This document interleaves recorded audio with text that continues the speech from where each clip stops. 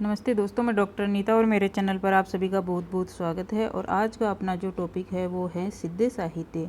आदिकालीन साहित्य में सिद्ध साहित्य अपनी एक अलग ही पहचान रखता है। बौद्ध धर्म जो था वो हीनयान और महायान दो भागों में विभाजित हुआ। महायान से मंत्रयान और इसी से वज्रयान या सहजयान संप्रदाय की स्थापना हुई और जिसे हम आगे चलकर सिद्ध साहित्य के रूप में पहचानते हैं।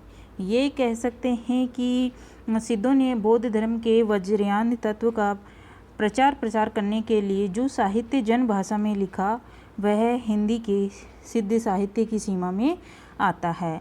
वज्रयान का के जो केंद्र था वो श्री पर्वत माना जाता है और इनकी जो भाषा है वो संध्या भाषा मानी जाती है। तो चलिए देखते हैं कि ये सिद्ध साहित्य क्या है।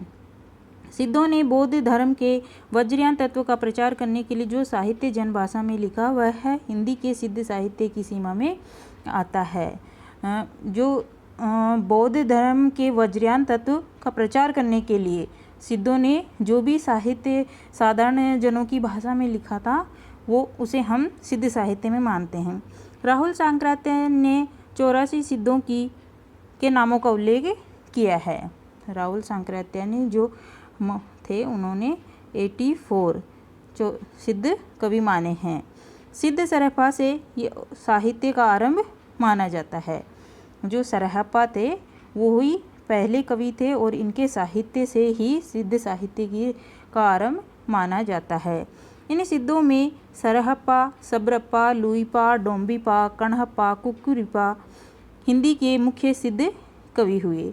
ये जो थे सरहप्पा, सब्रप्पा, लुइपा, डोम्बिपा, कण्हप्पा और कुक्कुरिपा ये मुख्य सिद्ध कवि हैं।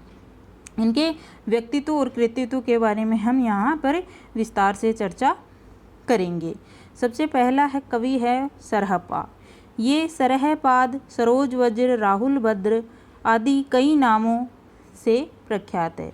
जो सरहप्पा थे उनको सरहपाद भी कहा जाता है, सरोज वज्र भी कहा जाता है और राहुल भद्र भी कहा जाता है। तो ये इन नामों से भी इनको जाना जाता है। तो हमें ये बिल्कुल ध्यान रखना है। जाति सी ब्राह्मण थे। रचना काल के विषय में सभी जो विद्वान थे वो एकमत नहीं है। राहुल जी ने यानी राहुल सांक्रात्य ने इनका जो समय काल माना है सरहप्पा का वो 769 ईस्वी माना है। इनका समय काल भी हमें ध्यान रखना है। 769 ईस्वी ये सरहप्पा का समय काल है, जिससे जो ज़्यादातर विद्वान थे वो सहमत हैं। इनके द्वारा रचित 32 ग्रंथ बताए जाते हैं। सरहप्पा के द्वारा रचित कितने ग्रंथ बताए जाते हैं? 32 ग्रंथ बताए जाते हैं। दोहा कोश हिंदी की रचनाओं में प्रसिद्ध है। सरहप्पा के द्वारा जो प्रमुख कृति रची गई वो उस कृति का नाम क्या है? दोहा कोश है। उन्होंने पाखंड और आडंबर का विरोध किया। पाखंड और आडंबर का विरोध किया है सरहप्पा ने दोहा कोश रचना में और गुरु सेवा को महत्व दिया है। तो हमें ये बिल्कुल याद रखना है कि पाखंड और आडंबर का विरोध किया है उन्होंने अपनी रचना में और गुरु सेवा को महत्व दिया है। ये सहज भोग मार्ग से जीव को महासुख की ओर ले जाते हैं। इनकी भाषा सरल तथा ज्ञेय है। काव्य में भावों का सहज प्रवाह मिलता है। यहाँ हम सरहप्पा का एक उदाहरण देखते हैं। नाद न बिंदु न रवि न शशि मंडल, चियराय सहाबे मुकल, अजूरे उजू छाड़ी माँ लेहू रे बंक, नियई बोही माँ जाहू रे लांग, हाथ थेरे कांकाण माँ लोऊ दापण, अपने अपा बूझ तू निअन मन। यहाँ पर जो सरहप्पा की ये जो कविता है इससे स्पष्ट हो रहा है कि उनकी भाषा तो हिंदी ही है, लेकिन उस पर यत्र तत्र अपभ्रंश का प्रभाव हमें देखने को मिल रहा है। भाव और शिल्प की जो परंपरा संत साहित्य में जाकर नए रूप में उभरी उसका बीज रूप सरहप्पा के काव्य में दृष्टव्य है। यानी कि भाव और शिल्प की जो परंपरा संत साहित्य में हमें देखने को मिली थी उसका बीज हमें सरहप्पा के काव्य में भी दिखाई पड़ता है। तो ये सरहप्पा थे जिनका समयकाल 769 ईस्वी माना जाता है और ये पहले कवि माने जाते हैं। फिर जो दूसरे कवि हैं वो हैं सब्रप्पा। इनका जन्म क्षत्रिय कुल में 780 ईस्वी में हुआ था। सरहप्पा से इन्होंने ज्ञान प्राप्त किया। सब्रों का सा जीवन व्यतीत करने के कारण ये सब्रप्पा कहे जाने लगे। सब्रप्पा जो थे, इनका जो जन्म हुआ वो 780 ईस्वी में हुआ और इन्होंने जो सरहप्पा जो प्रथम कवि थे सिद्ध साहित्य के, उनसे ही ज्ञान प्राप्त किया और ये सब्रों का सा जीवन व्यतीत करते थे, इस कारण इनको सब्रप्पा कहा जाने लगा। चर्यापद इनकी प्रसिद्ध पुस्तक है। सरहप्पा की तो प्रसिद्ध पुस्तक कौन सी थी? दोहा कोश थी।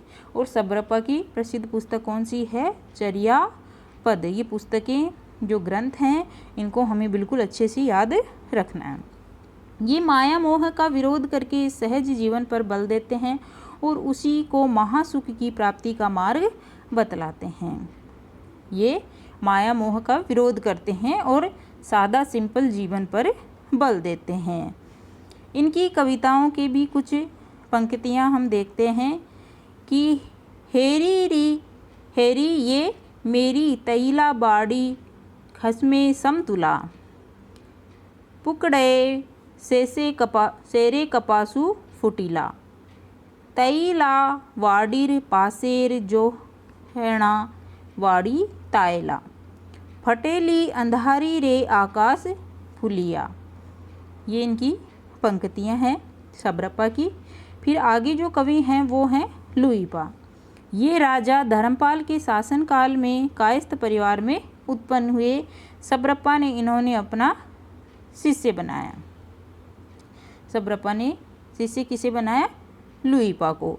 इनकी साधना का प्रभाव देखकर उड़ीसा के तत्कालीन राजा तथा मंत्री जो थे वो इनके शिष्य हो गए। 84 सिद्धों में इनका सबसे ऊंचा स्थान माना जाता है। सबसे पहले कवि तो सरहप्पा माने जाते हैं लेकिन सबसे ऊंचा स्थान किसका माना जाता है? लुइपा का माना जाता है 84 सिद्धों में। इनकी कविता में रहस्य भावना की प्रधानता है। लुइपा की कविताओं में किसकी भावना हमें देखने को मिलती है? रहस्य भावना देखने को मिलती है।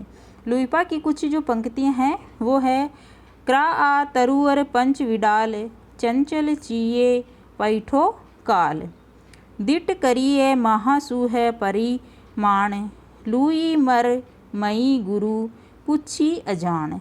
ये जो पंक्तियां हैं ये बहुत बार हमें एग्जाम में देखने को मिलती है।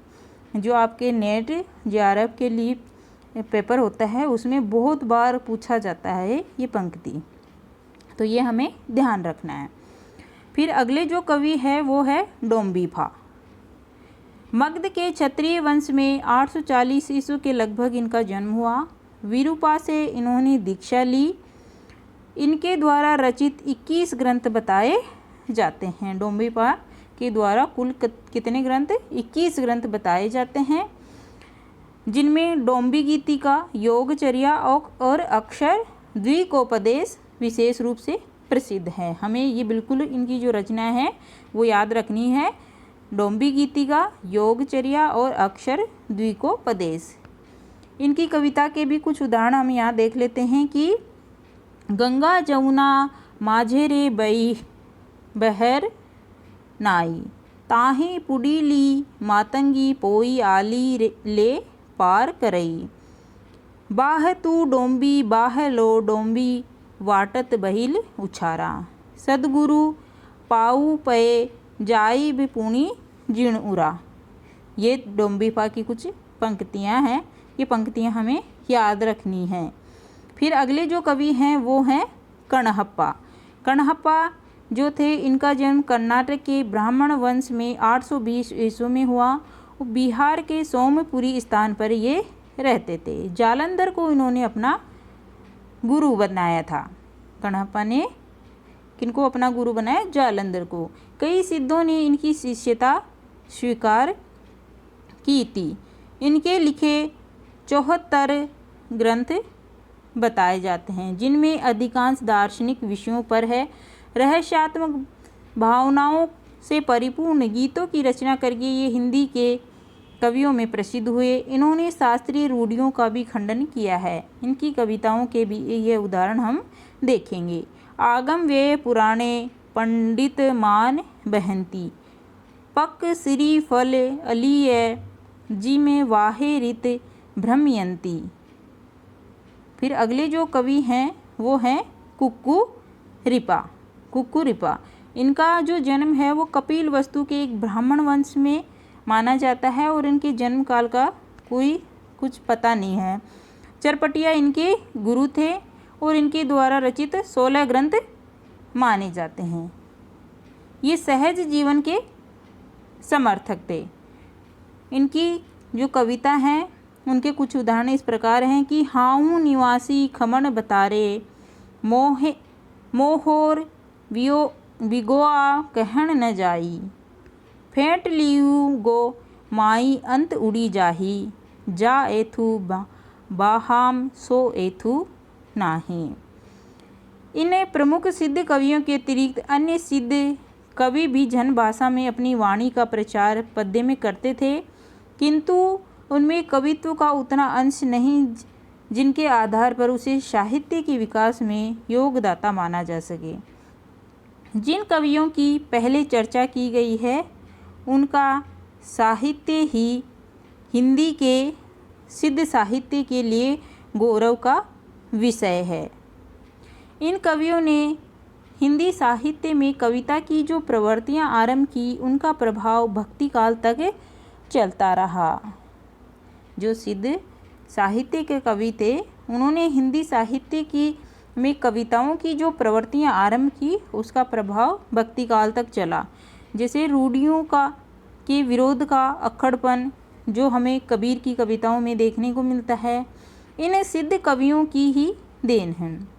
योग साधना के क्षेत्र में भी इनका प्रभाव पहुंचा। सामाजिक जीवन के जो चित्र इन्होंने उभारे वे भक्तिकालीन काव्य के लिए सामाजिक चेतना की पीठिका बन गए।